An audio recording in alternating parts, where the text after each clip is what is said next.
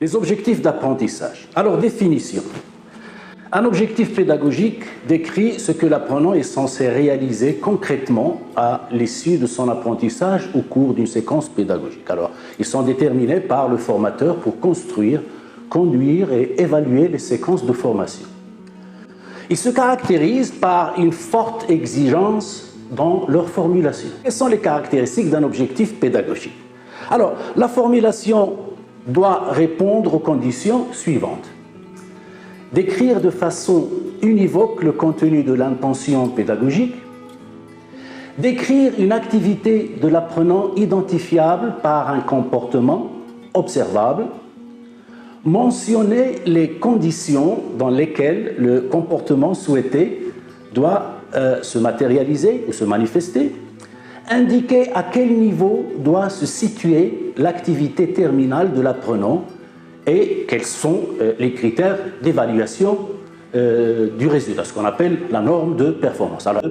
Alors, exemple, étant donné la maquette d'un générateur à vapeur placé sur la table, l'apprenant doit être capable d'identifier correctement et de nommer au moins 10 éléments constitutifs du générateur.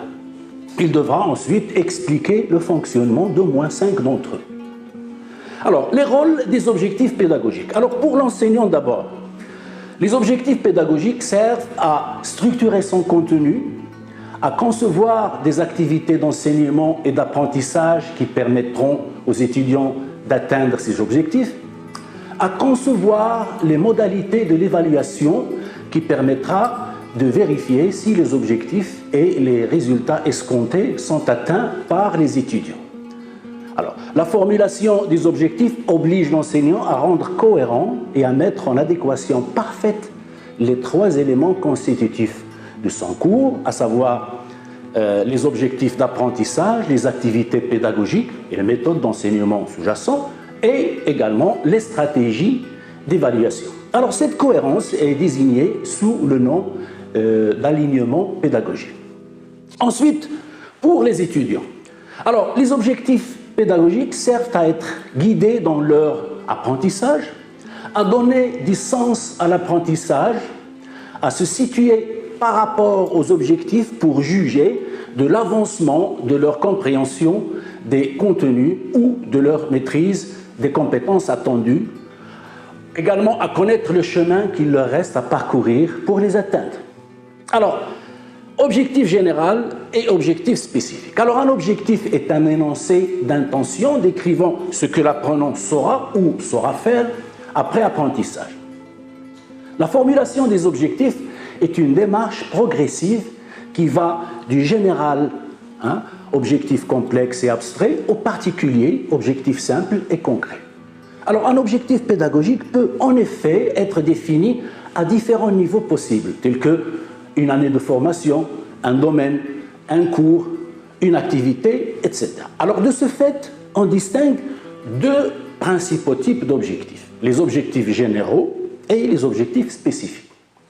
Alors, les objectifs généraux, un objectif pédagogique général est un énoncé grâce auquel le professeur exprime une intention éducationnelle abstraite, énoncé qui lui permet de décrire globalement l'ensemble des changements durables, cognitifs, affectifs ou psychomoteurs, qu'il souhaite voir se produire chez les étudiants durant un cours.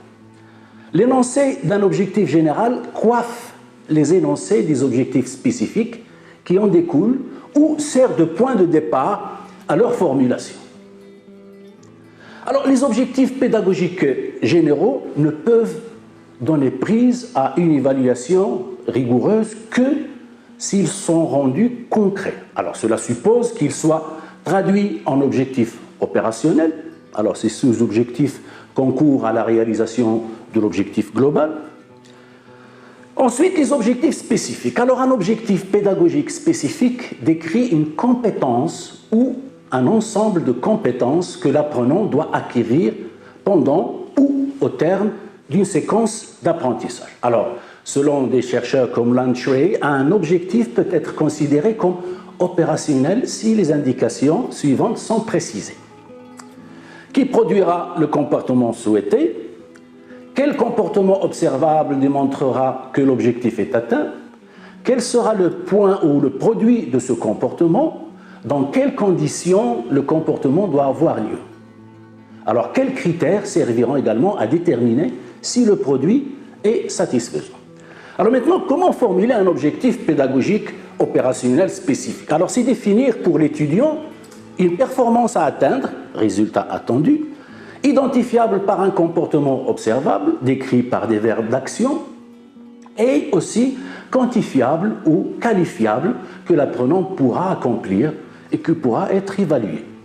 Alors là où les conditions de contexte dans lesquelles le comportement doit se manifester, restriction, autorisation, quel matériel utiliser, en combien de temps, etc. Alors le critère de performance, qui est le seuil de réussite, permettra de savoir si l'objectif est atteint.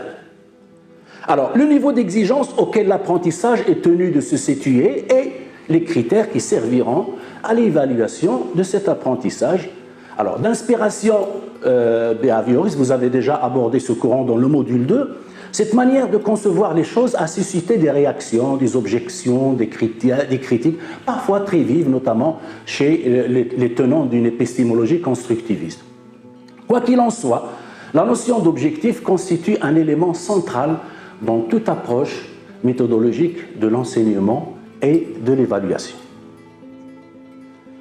Alors, toujours à propos de la rédaction d'un objectif pédagogique, alors pour rédiger un objectif général, alors un objectif général est un énoncé court, 1 à 3 lignes, qui décrit l'intention en termes de formation des enseignants responsables du cours en question. Il est donc formulé du point de vue de l'enseignant et commence par un verbe ou une expression verbale généralement.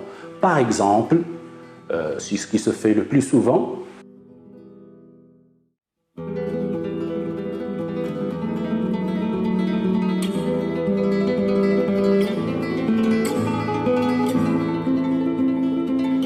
rédaction d'un objectif spécifique. Alors, un objectif spécifique est également un énoncé court, 1 à 3 lignes, mais formulé cette fois du point de vue de l'étudiant qui commence par un verbe d'action précis. Alors, la rédaction des objectifs spécifiques permet aux enseignants de préciser le sens des objectifs généraux du cours. Alors, quelques conseils de base. Alors pour des chercheurs comme Amaury Dale, un objectif pédagogique devrait être facilement observable, c'est-à-dire que l'étudiant apporte ainsi une preuve de son apprentissage. Il doit être centré sur l'apprentissage de l'étudiant, c'est-à-dire il doit viser une compétence à mobiliser par l'étudiant. Il doit être clair et concis, c'est-à-dire être rédigé 2 lignes maximum. Il doit aussi porter sur un seul domaine et à un seul niveau pour faciliter la validation de l'évaluation. Alors, il doit donner une indication précise de la performance attendue. On peut aussi regrouper les qualités d'un objectif spécifique, c'est ce qu'on appelle communément le critère SMART. Spécifique simple, l'objectif est détaillé, précis, sans ambiguïté. Mesurable, le résultat de l'objectif peut être mesuré par un indicateur objectif, observable et quantifiable. Adapté, l'adjectif couvre un besoin adapté au contexte d'études ou professionnel. Réaliste, l'objectif est atteignable par les étudiants. Terminé, c'est-à-dire temporellement défini, une durée pour atteindre l'objectif est fixée. Enfin, le verbe d'action. Alors, le verbe d'action doit permettre d'identifier clairement ce que l'étudiant devra être capable de faire pour atteindre l'objectif, traduire le degré de complexité de l'objectif visé. Alors pour cela, on peut s'appuyer sur différents systèmes de classification d'objectifs, notamment la taxonomie des objectifs pédagogiques de Bloom est l'une d'entre elles. Alors, la taxonomie de Bloom définit 6 catégories ou niveaux d'objectifs cognitifs liés aux apprentissages intellectuels en spécifiant les comportements attendus de l'étudiant à chacun de ces niveaux. Alors, du niveau le plus concret au niveau le plus abstrait. Alors, chacun de ces niveaux englobe tout un ensemble d'actions, donc des verbes d'action possibles. Acquisition de connaissances, définir, identifier, nommer, énumérer. Compréhension, décrire, résumer, expliquer, interpréter, etc. Application, utiliser, résoudre, construire, démontrer, calculer, dériver, etc. Analyser, notamment analyser, distinguer, comparer. Ensuite, évaluation, jugement, justifier, défendre, argumenter, critiquer, évaluer, etc. Et enfin, la création, qui est une synthèse concevoir, rédiger, planifier, réaliser. Alors, ainsi, la taxonomie de Bloom propose une aide aux enseignants pour formuler un objectif à partir du niveau cognitif visé. Alors, l'énoncé de type l'objectif d'apprentissage peut intégrer, en plus du verbe d'action, d'autres éléments tels que le comportement, les conditions ou les critères observables et peut par exemple être formulé de la manière suivante. Alors, exemple, à la fin du cours, l'étudiant devra être en mesure de décrire les sources potentielles de stress dans un environnement de travail, titre d'exemple, appliquer les principes de sécurité lors de l'utilisation du matériel de laboratoire en milieu confiné, évaluer la stratégie marketing d'une entreprise, ou bien encore, à la fin de ce semestre, l'étudiant devra être en mesure d'expliquer l'installation, le développement et le traitement d'une infection virale, parasitaire ou mycosique. Alors, l'animation suivante va vous montrer avec plus de détails la taxonomie de Bloom qui sera un petit peu plus développée dans l'animation suivante.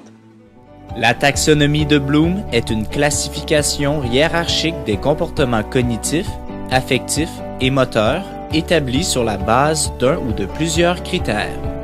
Elle est très utilisée pour formuler des objectifs d'apprentissage cognitif et relativement simple à s'approprier. Ses rôles et ses utilités. Elle permet d'énoncer les objectifs avec plus de précision. Elle assure un plus grand réalisme des actions pédagogiques. Elle permet une cohérence et une gradation des actions. Et elle permet de préciser les moyens appropriés pour l'évaluation. La rédaction d'objectifs. Un objectif commence par un verbe à l'infinitif. N'écrire qu'un seul verbe par objectif.